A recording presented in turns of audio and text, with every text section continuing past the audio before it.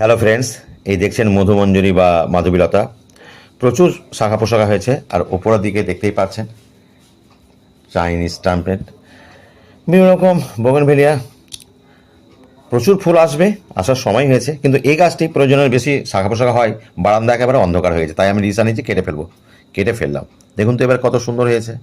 আশা করি আপনাদেরও খারাপ লাগবে না, কারণ পুরোটা ঢেকে দিয়েছিল, এবার অনেকটাই শোভনীয় হলো। প্রচুর কুড়ি রয়েছে, কিন্তু কিন্তু কিছু করার ছিল না। কুড়ি থাকা অবস্থাতেই আমাকে অনেক ডালগুলো কেটে ফেলতে হলো। খুব ভালো লাগবে ফুলগুলো আসলে, নিশ্চয়ই আপডেট দেব।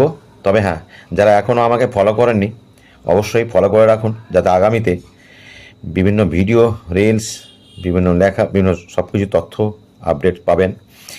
আর ফলো দিয়ে পাশে থাকবেন। যারা ইউটিউব থেকে দেখবেন অবশ্যই সাবস্ক্রাইব করবেন, অনুপ্রেরণা দেবেন, কী ধরনের ভিডিও দেখতে চান সেটা কমেন্ট করবেন। ভালো থাকবেন, ধন্যবাদ।